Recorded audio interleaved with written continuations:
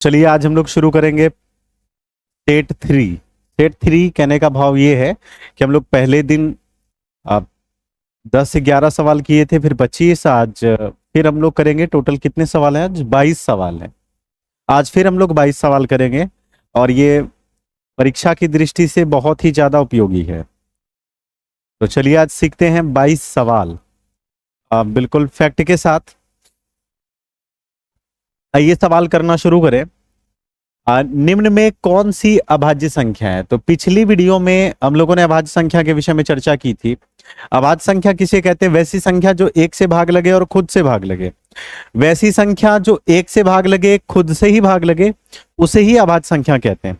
तो चलिए देखते हैं इसमें से चार ऑप्शन में से कौन अभाज्य संख्या है, कौन वैसा है जो एक से ही भाग लगता है, खुद से ही भाग लगता है।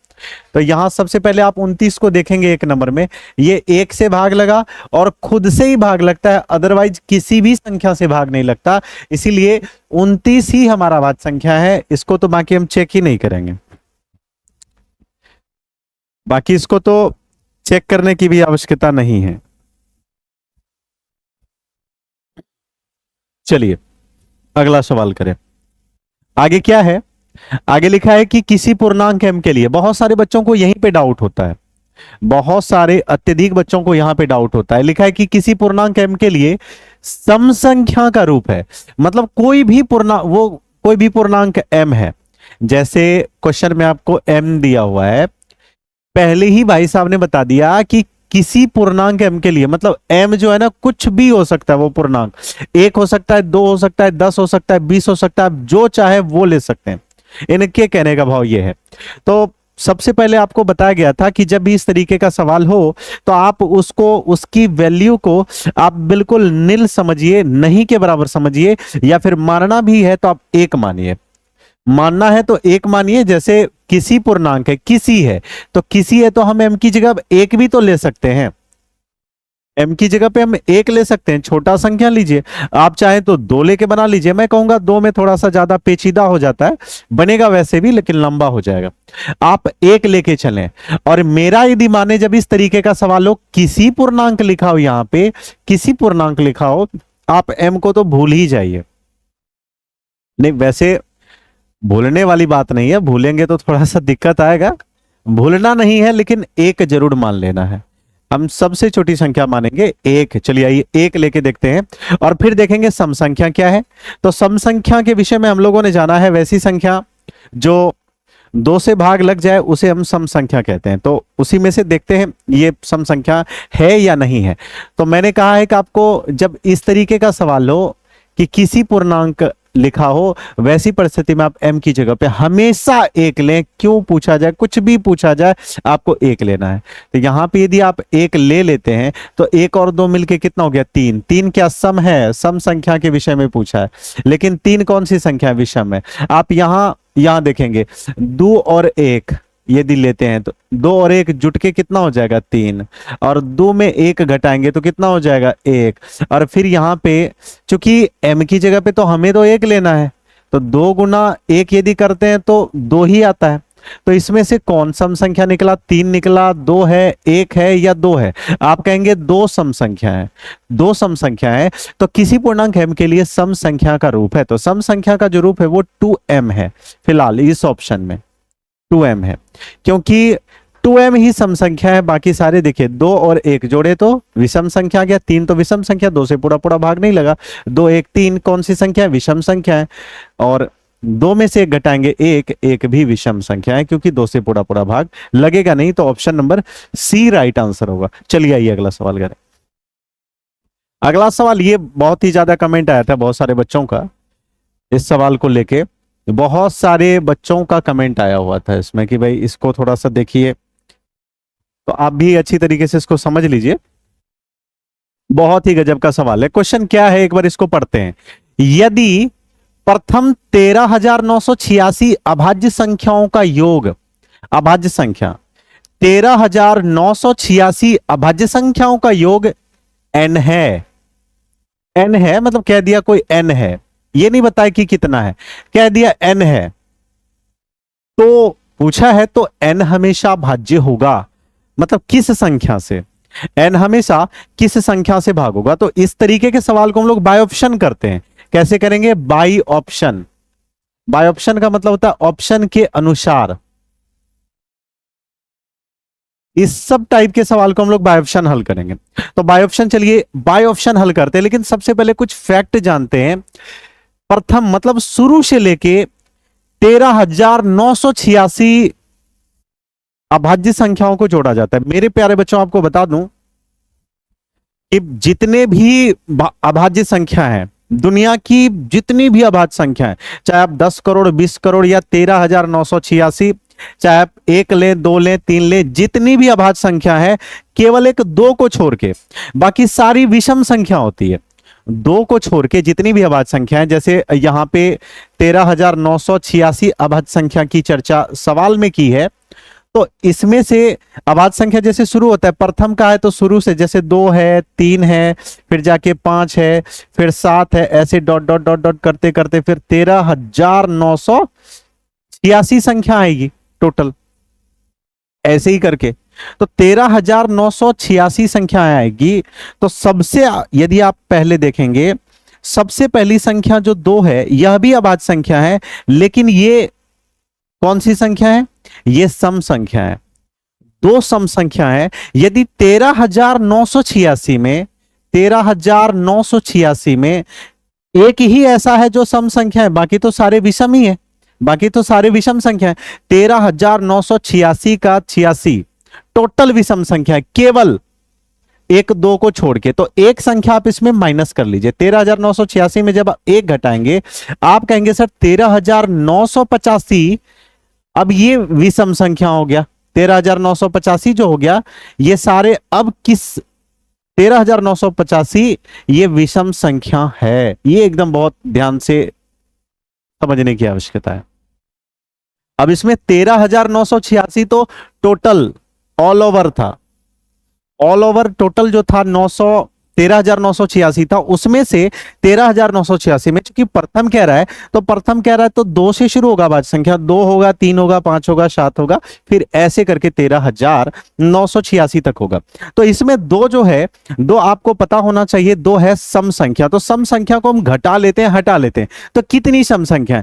13,986 अभाज्य संख्या में सिर्फ और सिर्फ एक 13,986 ही नहीं, एक सबसे बड़ी बात मैं कह रहा हूं कि दुनिया की जितनी भी अभाज्य संख्या है, सिर्फ 2 को छोड़ के सारी की सारी संख्याएं विषम संख्याएं होती है।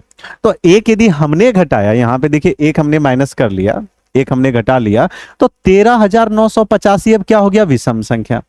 तो मेरे प्यारे बच्चों, यदि हम लोग विषम संख्याओं को जोड़ते हैं, अब 13,985 भी विषम संख्या है। जैसे यदि हम 2 विषम संख्याओं को जोड़ते हैं, 2, जैसे मान लीजिए एक तो 3 मैंने ले लिया, एक मैंने 5 ले लिया, दोनों के दोनों कौन सी संख्या? आप कहेंगे विषम संख्या। दोनों को जब आप जोड़ेंगे तो 5 3 8 होगा, अर्थात सम संख्या हो गया। मतलब 2 यदि विषम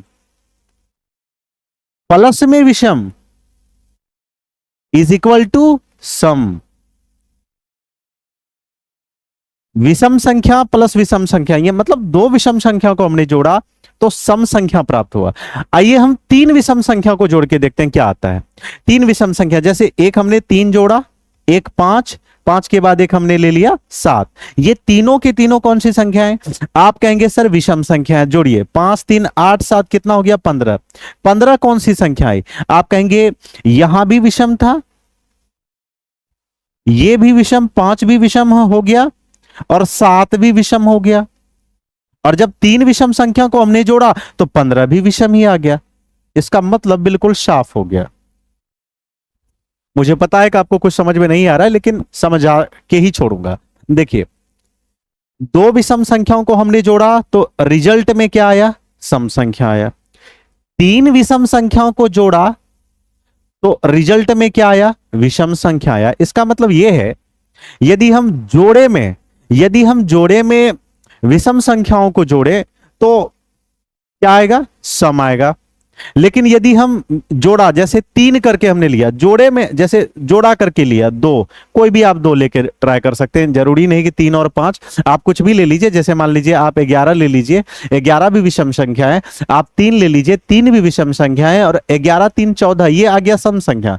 लेकिन 3 आप दुनिया का कोई भी विषम संख्या लीजिए, अब 3, ये तो 2 आपने लिया, 2 लिया, 2 कौन सा था? सम था। लेकिन अब हम विषम में जोड़ते हैं, जैसे जैसे एक तो हमने 7 ले लिया, एक तो हमने 9 ले लिया, और एक तो हमने 11 ले लिया। ये तीनों की तीनों मेरे प्यारे बच्चों विषम संख्या। इसको अब जोड़िए, देखिए क्या आता है, विषम ही आएगा। जोड़िए, 9 7 कितना हो जाएगा? 16, 16 1 17, 1 और 2 27 हो जाएगा। आपने देखा कि 3 हमने जोड़ा, यदि हम 2 विषम संख्याओं को जोड़ते हैं तो सम आता है, लेकिन 3 विषम संख्याओं को यदि हम जोड़ते हैं तो विषम ही आता है। अब आइए आते हैं अपने मुद्दे पे। आपने देखा कि 13,986 अभाज्य संख्याओं में एक ही ऐसी अभाज्य संख्या 2 है जो सम है, तो हमने सम हटा लिया, क्योंकि दुनिया की सारी अभाज्य संख्या सम संख्या होती है, सिर्फ 2 को छोड़ के। फिर कह रहा हूं, सिर्फ 2 को छोड़ के सारी अभाज्य संख्या को हम सम संख्या ही, सॉरी, विषम संख्या बोलते हैं, सम नहीं। तो 13,986 संख्याओं की बात हो रही थी, हमने एक घटा लिया। एक संख्या क्यों घटाई 13,986 में? क्योंकि एक संख्या जो था मेरे बच्चों वो सम संख्या था, इसलिए मैंने हटा लिया। अब शेष जो 13,985 बचा, 13,985 ये विषम संख्या ही बचा। और विषम संख्या 13,985 तो विषम संख्या है। अब विषम संख्या को जोड़ेंगे तो विषम संख्या ही आएगा, ये स्पष्ट हो गया। यहां जब हम विषम संख्या को जरूरी नहीं कि विषम संख्या, हम 2 विषम संख्या को जोड़ेंगे तो सम आता है, लेकिन 3 विषम संख्या को जोड़ेंगे तो विषम आता है। मतलब यदि जोड़े में विषम संख्या को जोड़े तो सम आता है, और बिना जोड़े का, जैसे 3 का तो 3 तो जोड़ा नहीं हुआ, 7 और 9 ये तो जोड़ा हो गया, लेकिन 11 का जोड़ा कहां मिला? ठीक उसी प्रकार 13,985 जो है ये जोड़े में नहीं है। देखिए है जोड़े में 13,985, हम कह सकते हैं 1024 का जोड़ा है। जोड़ा कब होता है? जब 2 से भाग लग जाए पूरा पूरा, तब उसको कहते हैं जोड़ा। यदि 2 से भाग नहीं लगे तो वो हो गया बेजोड़ा, अर्थात जिसका जोड़ा हो ही नहीं। तो 13,985 2 से भाग नहीं लगता, इसका मतलब ये विषम संख्या है, और विषम संख्या को विषम संख्या से जोड़े तो विषम ही संख्या आएगा। और किसी विषम संख्या को यदि हम भाग दें, जैसे यहां पे, अब आइए ऑप्शन से, विषम संख्या हो गया। अब देखिए 6 में क्या है, जैसे लिखा है n हमेशा भाज्य होगा, मतलब वो जो पूरा योग हमने जोड़ के हम लोग निकालेंगे तो हमेशा किससे भाग लगेगा? तो जोड़ेंगे तो कोई विषम ही संख्या निकलेगा, कोई भी विषम संख्या हो सकता है। मान लीजिए 7 हो गया, या फिर मैं कह लेता हूं 15 ही हो गया, 15 भी तो विषम संख्या होगा, तो किससे भाग लगेगा? क्या सम संख्या से भाग लगेगा? नहीं, कोई भी विषम संख्या, कोई भी विषम संख्या कभी भी कोई सम संख्या से भाग लगने वाला नहीं है। जैसे विषम संख्या 7 है, अब सम संख्या 2 है, कभी पूरा पूरा भाग लगेगा? नहीं। विषम संख्या 9 है, सम संख्या 4 है, कभी पूरा पूरा भाग लगेगा? आप कहेंगे नहीं। तो ठीक उसी प्रकार यहां लिखा है कि हमेशा भाज्य होगा। हमेशा भाज्य का मतलब एकदम 100% भाग लगेगा, एकदम पूरा पूरा भाग लगेगा। वो कौन सी संख्या इनमें से चारों होगी? तो देखिए 6 है सम संख्या, विषम संख्या को हम विषम संख्या से ही भाग देंगे तो ही पूरा पूरा कटेगा। विषम संख्या को सम संख्या से भाग देंगे तो पूरा पूरा जीवन में कभी नहीं कटेगा, ये आप नोट कर लीजिए। तो 6 तो सम संख्या है, सम संख्या होने के नाते वो 13,985 विषम संख्याओं के योग में भाग नहीं लगेगा। 8 भी सम संख्या, इससे भी भाग नहीं लगेगा। 4 भी सम संख्या, इससे भी भाग नहीं लगेगा। तो ऑप्शन नंबर डी जो होगा ये राइट आंसर होगा, ऑप्शन नंबर डी। अब चाहे जो भी हो यहां पे ये इसको, तो यदि समझ में नहीं आए तो इसको आप रिपीट दोबारा देख लीजिएगा, अच्छी तरीके से समझिएगा तो आएगा। थोड़ा सा था पेचीदा सवाल था, तो इसको आप कई बार देखेंगे तो समझ में आएगा। चलिए अगला सवाल करें।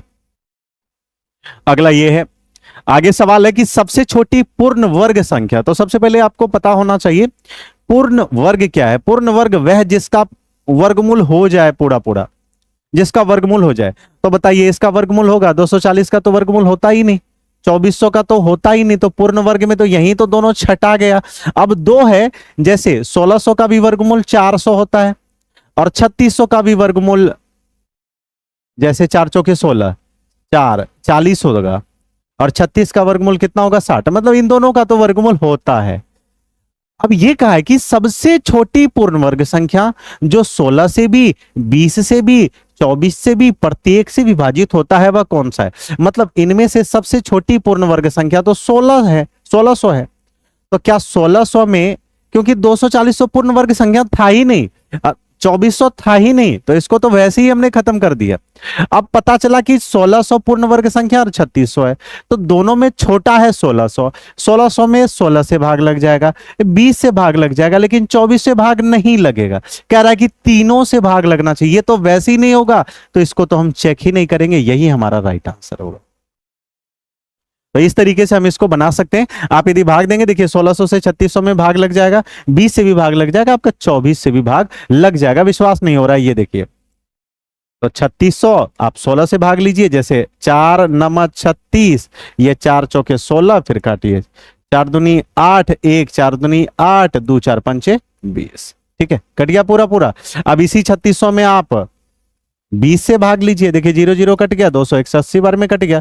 अब इसी 3600 में आप 24 से भाग दीजिए, 2400 में देखिए 12 तिया 36, 12 दूनी 24, 2 से 150, तो पूरा पूरा कट तो रहा है। तो 3600 ही है जिसमें 16 से भी भाग लगा, 20 से भी लगा, 24 से भी लगा। बात करेंगे 1600 की, तो 16 से भाग लग जाएगा, 20 से भाग लगेगा, लेकिन अब देखिए 2400 लगता है कि नहीं, एक बार इससे भी हम लोग ट्राई कर लें, 24 से लगा के देखते हैं। 24 से तो लग गया, 1600 में तो सबसे भाग लग गया, 16 से लग गया, 20 से लग गया, 24 से भी लग रहा है, इसमें भी तो लग रहा है तीनों से। जैसे हम इसमें 1600 से भाग देते हैं, इसमें 16 से भाग देंगे तो ये कट गया आपका, फिर ये 20 से भी भाग लग गया 80 बार में, फिर 1600 से हम लोग 24 से भाग लगाते हैं, तो फिर इसको यदि आप काटिएगा, जैसे देखिए 8 दूनी 16, 8 से काटेंगे तो 8 तिया 24, अब 3 से कभी जीवन में भाग ही नहीं लगेगा, 2400 पूरा 24 से नहीं लगेगा, पूरा पूरा लगेगा ही नहीं। इसीलिए हमारा जो ऑप्शन नंबर होगा वो डी राइट आंसर होगा। ऐसे करके आप चेक कर सकते हैं। और ये जो तरीका है, ये तरीका है, इसको हम लोग कहते हैं बाय ऑप्शन। बाय ऑप्शन, हमेशा आप भी बाय ऑप्शन हल करिए, ज्यादा अच्छा होगा। चलिए आइए अगला सवाल करें। बहुत ही प्यारा सवाल, क्या है एक बार देखिए। ये क्वेश्चन है, दो संख्याओं का लघुत्तम समावर्त, लघुत्तम समावर्त का मतलब एलसीएम, ठीक है, और महत्तम समावर्त का मतलब होता है एचसीएफ। देखा है 14 गुना है, मतलब दो संख्या है, कोई भी दो संख्या होगा उसका कह रहा है लघुत्तम समावर्त, महत्तम समावर्त का 14 गुना है, मतलब महत्तम यदि x है तो ये 14 गुना है उसका एलसीएम। ये कह रहा है, ये कह रहा है कि दो संख्याओं का लघुत्तम समावर्त, इनके महत्तम समावर्तक का 14 गुना है, मतलब जितना महत्तम है ना, इससे 14 गुना क्या है, लघुत्तम है, अर्थात एलसीएम है। ये क्लियर हो गया। अब हमारे पास 14 गुना है तो 14x हो जाएगा, तो एलसीएम पता चल गया, एचसीएफ पता चल गया। फिर क्या कहा है कि लॉसो और मौसो का जोड़ 600 है। तो मेरे प्यारे बच्चों, लॉसो एलसीएम, मौसो x हो गया, इन दोनों को जोड़ा जाए तो 600 निकलता है। तो 14x और 1x मिला के कितना हो गया, 15x बराबर में 600, और 15 से काटेंगे, कहेंगे 15 चौके 60, x की वैल्यू आई 40, x की वैल्यू 40 आई। तो एलसीएम कितना होगा, यहां यदि आप 40 से गुना करेंगे तो 14 चौकी 56, एलसीएम तो 560 निकल गया, और ये निकला आपका एचसीएफ निकला 40। एचसीएफ कितना निकला, 40। अब एलसीएम आपका ओरिजिनल मान निकल गया, एचसीएफ का भी आपका ओरिजिनल मान पता चल गया है। फिर कह रहा है कि यदि एक संख्या 280 है तो दूसरी संख्या क्या होगी। हम लोग जानते हैं a गुना b बराबर एचसीएफ गुना एलसीएम होता है। पिछली वीडियो में हम लोगों ने खूब गहराई से इसके विषय में चर्चा कर ली है। आगे आप लोग, यदि आप लोगों ने पिछली वीडियो नहीं देखी है तो वो आप देख लीजिएगा, वहां पे मैंने बहुत ही विस्तार से एलसीएम एचसीएफ के विषय में बताया। तो एक संख्या मतलब ए तो 280 दिया है, दूसरी संख्या बी निकालने के लिए कह रहा है। एचसीएफ कितना निकाले हैं हम लोग अभी? एचसीएफ हमने 40 निकाला है। एलसीएम कितना निकाला है? तो एलसीएम आप कहेंगे 560 हमने निकाला है। बस सब कुछ नहीं करना है, आपको कटा लेना है। जैसे 0 से 0 काटेंगे और 4 का 4 में 28 कटेगा 7 बार में, 7 का 7 से 56 कटेगा 80 बार में, ये 560। तो बी की वैल्यू जो आई वो 80 आई, अर्थात दूसरी संख्या मेरे प्यारे बच्चों 80 आया। ऑप्शन नंबर बी ये आपका बिल्कुल राइट आंसर है। तो इस तरीके से इसको आप बना सकते हैं। चलिए आइए अगला सवाल करें। अगला सवाल ये है 6 नंबर का, बहुत ही प्यारा और बहुत ही आसान, सबसे आसान, एकदम फ्री में नंबर लेने वाला सवाल है। मैट्रिक का जो सवाल होता है ऑब्जेक्टिव का, ये मैं कहूं एकदम बिल्कुल बच्चों का खेल है। आराम आराम से आप 50 नंबर खूब अच्छी तरीके से प्राप्त कर सकते हैं, बिल्कुल कम समय में, कम मेहनत में, अब कम परिश्रम में। आइए इसको देखते हैं क्या है। लिखा है कि 6x², 6x पे पावर 4y तथा 12xy का महत्तम निकालने के लिए कह रहा है कि महत्तम समावर्त क्या होगा, एचसीएफ क्या होगा। तो एचसीएफ निकालने के लिए सबसे पहले मैं थोड़ा सा आप लोगों को बताना चाहूंगा, फिर से जो नए बच्चे पहली बार हमारी वीडियो देख रहे होंगे। जैसे 6 है, x पे पावर 4, x गुना x गुना x गुना x, ऐसे भी तो लिख सकते हैं, गुना y। एक है 12xy, 12xy को ऐसे भी तो लिख सकते हैं, 6 गुना 2 गुना x गुना y। हम लोगों ने क्या किया, सबका फ्रैक्शन कर दिया। अब हमें निकालना है एचसीएफ। तो एचसीएफ का क्या नियम है, जो दोनों में मिले वही लिखते हैं। जैसे इसमें भी 6 है, इसमें भी 6 है, एक 6 लिख लीजिए। इसमें भी x है, इसमें भी x है, तो चलिए x लिख लीजिए। इसमें अब इसमें x है, इसमें नहीं है, इसमें x है, इसमें नहीं है, इसमें x है, इसमें नहीं है, नहीं लिखना है। इसमें y है, इसमें y है क्या, आप कहेंगे हाँ y है, तो y लिख लीजिए। यहाँ पे 2 है तो ऊपर है ये, नहीं तो उसको लिखना ही नहीं है। तो आपका जो आंसर होगा ये 6xy हो जाएगा। ये आपका राइट आंसर हो गया, ऑप्शन नंबर डी। बिल्कुल हलवा था। आइए अगला सवाल करें। 7 नंबर का सवाल है, बहुत ही आसान। लिखा है 10√10 गुना 15 बराबर क्या, तो गुना कर लीजिए ना भीतरे भीतर। तो 10 गुना 15 करेंगे कितना होगा, 150, यही ना होगा। अब 150 का फ्रैक्शन कर लीजिए, नहीं समझ में आ रहा है तो आराम से किससे, 2 से भाग लगाएंगे। तो 2 7 14, 2 5 10 और 3 से लगाइए, 3 दूनी 6, 3 5 15। और ये अब किसे लगाएंगे, 5 से। तो इसको ऐसे लिख लीजिए, तो 2 गुना 3 गुना 5 गुना 5। नियम क्या कहता है कि जिसका जोड़ा लग गया वो बाहर आ गया, रूट के बाहर। तो 2 के बदले 2 5 है तो 1 5 बाहर, जिसका जोड़ा नहीं मिला भीतरे में रहेगा, 3 दूनी 6, तो 5√6 ये हमारा राइट आंसर हो गया। है कहीं ऑप्शन में क्या, ऑप्शन नंबर ए। चलिए अगला सवाल करें। तो इस तरीके से हम लोग इसको बना सकते हैं। अगला 8 नंबर का सवाल है, देखिए थोड़ा सा लॉजिकली सवाल है। क्या है कि 64 के वर्गमूल को, 64 के वर्गमूल को और 64 के ही घनमूल से भाग देना है। तो 64 का वर्गमूल कितना आता है, वर्गमूल का मतलब रूट, 64 का वर्गमूल निकालेंगे तो 8 निकलेगा, और 64 का यदि आप घनमूल निकालते हैं तो 4 निकलेगा।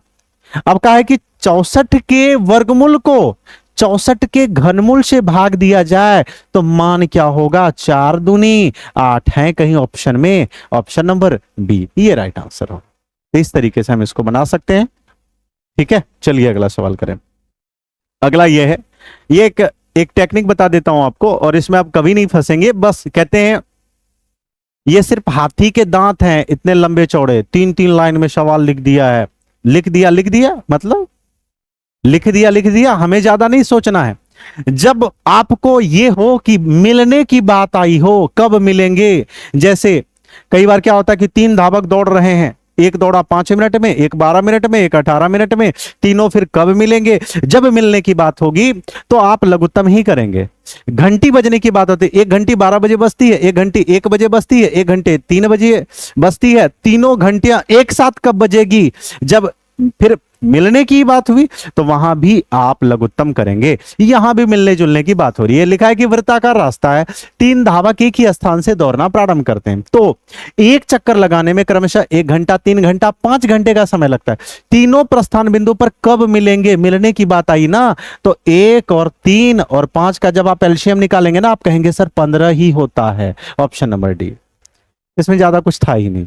बस ये सवाल बड़ा था, आंसर तो कुछ भी नहीं था। चलिए अगला सवाल करें।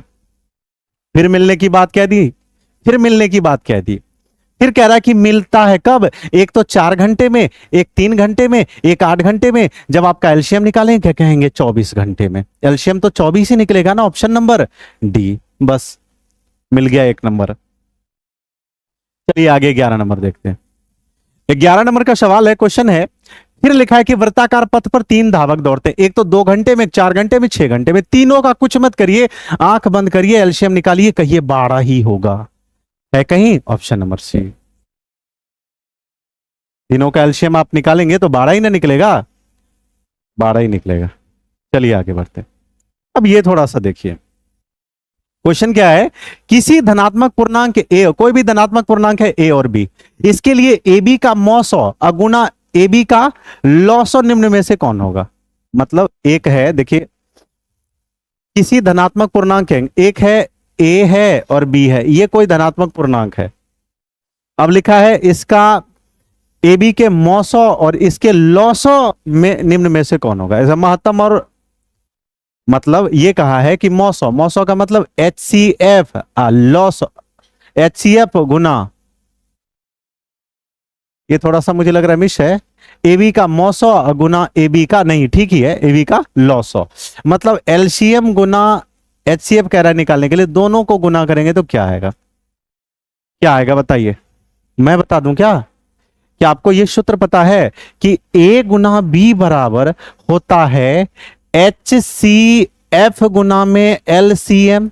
आपसे क्या पूछा है, आप कहेंगे सर एच सी एफ गुना एलसीएम पूछा है कि ए बी का ना मौसौ और इसका लॉसौ, इसका गुणनफल क्या होगा। तो लघुत्तम और महत्तम का गुणनफल कितना आता है, ए गुना बी ही तो है इसके बराबर, है कि नहीं है। ए गुना बी है किसी ऑप्शन में क्या, आप कहेंगे है, तो ऑप्शन नंबर सी में, यही तो आंसर हो जाएगा। तो कई बार सूत्र भी दे दिए जाते हैं। चलिए अगला 13 नंबर का करते हैं। एक बार इसको देखिए क्या है, 64 के अभाज्य गुणनखंड में 2 का घातांक क्या होगा। ये तो वही बच्चों वाली बात फिर, चलिए करिए। तो आप क्या करिए, जैसे अभाज्य गुणनखंड की बात करिए ना, तुरंत अभाज्य गुणनखंड, 2 तिया 6 दूनी 4, 16 दूनी 32, 8 दूनी 16, 4 दूनी 8 और 2 दूनी 4, 2 के गो है 1 2 3 4 5 6, तो 2 पे घात 6, तो 2 का घातांक कितना है 6, 2 का घातांक 6। समझ में आया कि नहीं आया, इस तरीके से कर सकते हैं। चलिए आइए अगला सवाल करें 14 नंबर का। इसको देखिए क्या लिखा है, पी और क्यू अभाज्य संख्या है। अभाज्य संख्या, अभाज्य संख्या तो कुछ भी ले सकते हैं ना, पी और क्यू अभाज्य संख्या, तो उसका मौसौ क्या होगा। तो पी भी अभाज्य संख्या, क्यू भी अभाज्य संख्या। आपको नहीं समझ में आ रहा है ना, देखिए पी भी अभाज्य संख्या, क्यू भी अभाज्य संख्या, पी भी अभाज्य संख्या और क्यू भी कौन सी संख्या, वो भी तो अभाज्य संख्या है। तो आप 2 अभाज्य संख्याओं का महत्तम निकालेंगे, एक निकलेगा, ये नोट कर लीजिए एक। आपके अब तकलीफ शुरू है, एक कैसे होगा, तो कोई बात नहीं है। पी की वैल्यू आप मान लीजिए, पी क्या है, जैसे पी अभाज्य संख्या, तो अभाज्य संख्या किसे कहते हैं, जो एक से भाग लगे, खुद से भाग लगे। तो 2 एक अभाज्य संख्या है और एक अभाज्य संख्या आप 3 ले लीजिए, ये दोनों अभाज्य संख्या अपने मन से, आप चाहे 12 और 18 नहीं, आप चाहे तो कोई भी 2 अभाज्य संख्या अपने मन से ले लीजिएगा। इसका यदि आप महत्तम निकालेंगे, 2 और 3 का यदि आप मौसौ निकालेंगे, तो आप निकाल के देख लीजिएगा, वो एक ही आएगा। आप निकालेंगे तो एक ही आएगा, ठीक है। तो 2 अभाज्य संख्याओं का मौसौ हमेशा एक आता है, ऑलवेज, ये कभी कभार नहीं है, हमेशा ही एक आता है, चाहे आप संख्या कोई भी ले लीजिए। चलिए आइए देखते हैं 15 नंबर का सवाल है। 15 नंबर के सवाल में लिखा है 18 तथा 72 का मौसौ क्या होगा। मौसौ कैसे निकाला जाता है, मौसौ में हम लोग भाग देते हैं कैसे, मौसौ निकालना है ना, इसका भी एक शॉर्टकट बता दूं क्या, या आराम से आप बना लेंगे। मौसौ का मतलब होता है H C F, H C F, और इसको कह सकते हैं हाईएस्ट कॉमन फैक्टर, मतलब बड़ा से बड़ा भाग। सबसे बड़ा क्या है, देखिए सबसे बड़ा 72 है। अब इसमें क्या करना है आपको, जब मौसौ निकालने के लिए कहे, एक आपको ट्रिक बताते हैं, थोड़ा सा ट्रिक, बहुत सारे बच्चे ट्रिक ट्रिक करके बोलते हैं ट्रिक, तो लीजिए आज इसको ट्रिक ही कर दूं मैं। अब 18 और 72 का मौसौ निकालना है, तो मौसौ में क्या करना है कि ऑप्शन से हिसाब में भाग दिया जाता है मौसौ निकालने के लिए, ऑप्शन से। लेकिन सबसे बड़ा कौन है, सबसे बड़ा 72 है, क्या 72 में 18 से भाग लगेगा, नहीं लगेगा, खत्म। अब चलिए उसके बाद 18, 18 में 18 से भाग लगेगा, 18 में 72 से भाग लगेगा, तो ऑप्शन नंबर ए जो होगा हमारा आंसर होगा। नहीं समझ में आया कोई बात नहीं, आप 18 और 72 का महत्तम निकाल लीजिए। जो सबसे बड़ा है कहाँ रखिएगा, बीच में, और जो सबसे छोटा है उसे भाग दीजिएगा। 18 चौके 72, तो कितने, किसने काट के सल्टा दिया 72 को, 18 ने, तो 18 ही आंसर होगा। तो वैसे भी भाग विधि से निकाल सकते हैं या वैसे निकाल सकते हैं, ठीक है। चलिए 16 नंबर का, 156 के अभाज्य गुणनखंड में 2 का क्या घात होगा, तो 156 का आप फ्रैक्शन करिए, 2 7 14, 2 8 16, और इसको करेंगे द्वितीय 6 2 9 18, 3 से करेंगे 33 39।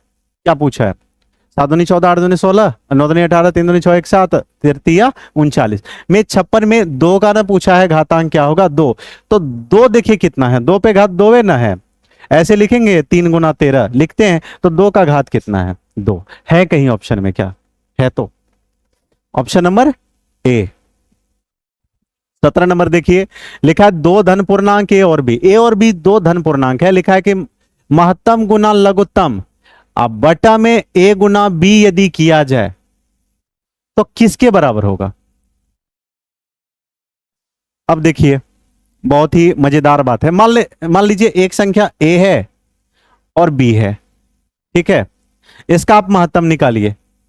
तो इसका हम लोग यदि महत्तम निकालें तो हम तो जानते हैं ए गुना बी बराबर क्या होता है, एच सी एफ, गुना में क्या होता है एल सी एम, मतलब ए गुना बी बराबर एच सी एफ गुना एलसीएम होता है, और एच सी एफ गुना एलसीएम बराबर ए और बी होता है। लिखा है कि मौसो और लॉसो, तो मौसो क्या है एच सी एफ और लॉसो क्या है एलसीएम, अब बटा में क्या कहा है ए बी, तो ए और बी के बराबर क्या होता है, यही तो होता है, नहीं ए और बी का मान तो यही ना होता है, तो एच सी एफ गुना एल सी एम बटा में ए और बी किसके बराबर है, एच सी एफ और एलसीएम के बराबर है, एच सी एफ गुना में एलसीएम इसी के तो बराबर नहीं है, ए गुना बी एच सी एफ और एलसीएम के बराबर है, तो एलसीएम से एलसीएम कट गया, एच सी एफ से एचसीएफ कट गया, कितने बार में, एक बार में, तो ऑप्शन नंबर एक यही ना।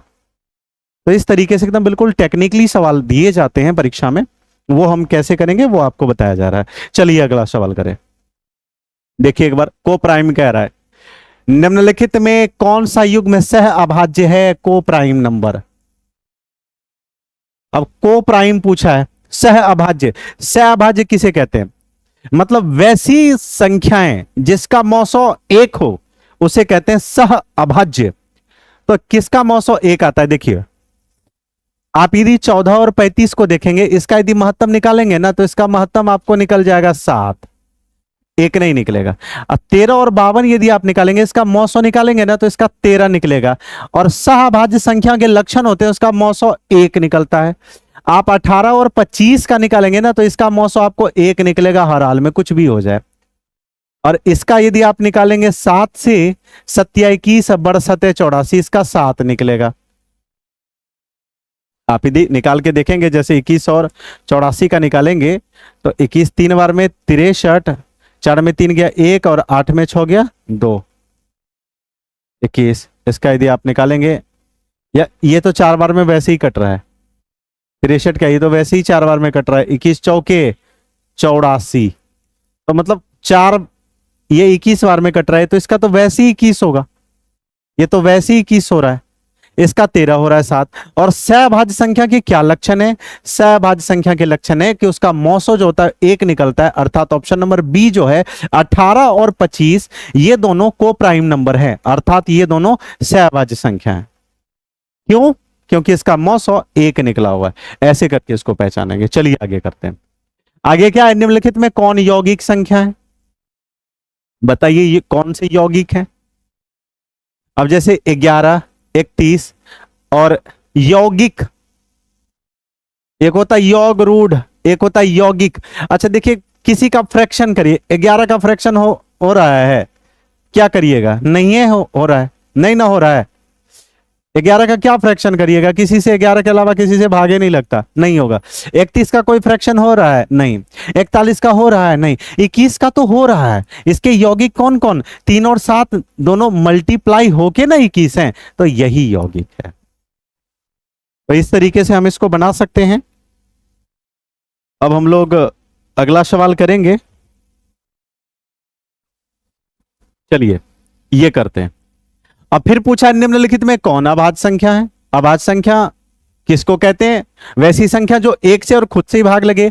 तो ये 31 ही ऐसी संख्या है जो एक से भाग लगती है और खुद से भाग लगती है। बाकी इसमें 13 से भाग लग रहा है, 3 से भी भाग लग रहा है, इसमें 3 से, 11 से, 33 से, इसमें भी 2 से, 19 से, 38 से भाग लग रहा है। तो केवल 31 ही ऐसी संख्या है जिसमें एक से भाग लगता है, 31 से भाग लगता है, इसीलिए अभाज्य संख्या 31 है। नेक्स्ट 21 नंबर का। और दो संख्याओं का मौसो 27 है, लौसो 162 है। उनमें से एक संख्या चम्मन है। तो 27 गुना 162 हम लोग सूत्र जानते हैं। एक संख्या चम्मन है, दूसरी संख्या कह रहा है निकालने के लिए। निकाल लीजिएगा। 27 दूनी 54, 2 8 16, बी बराबर 81 है कहीं क्या? Option number D. इस तरीके से आप आराम से कटाएंगे। ये कौन से सूत्र पे हमने सेट किया आपको पता होना चाहिए। ए गुना बी बराबर HCF गुना में LCM। तो ऐसे करके बना सकते हैं। चलिए आइए अगला सवाल करें। एक अंतिम सवाल बस आज का यही कराऊंगा, आराम आराम से कर लेंगे, टेंशन मत लीजिए आप। और ये अंतिम सवाल है। मौसो निकाल के दिखाइए। 3 संख्याएं। हमने क्या कहा था? जब बात हो मौसो निकालने की तो ऑप्शन से हिसाब में भाग देना है। कहां से? ऑप्शन से हिसाब में भाग देना है। भाग देना है। आप नहीं भी दीजिएगा, ये मेरा अपना ट्रिक है। ट्रिक वैसे कुछ होता ही नहीं, थोड़ा सा कंसेप्ट है। आप जब प्रैक्टिस किसी सवाल पे ज्यादा कर लेते हैं तो एक नया कंसेप्ट सामने उभर के आता है जिसको आप ट्रिक कह देते हैं। खैर कोई बात नहीं है। अब देखिए, ऑप्शन से हिसाब में भाग देते हैं, लेकिन सबसे बड़ा देखिए, 7 का 7 में 12 से भाग लगेगा? नहीं, खत्म।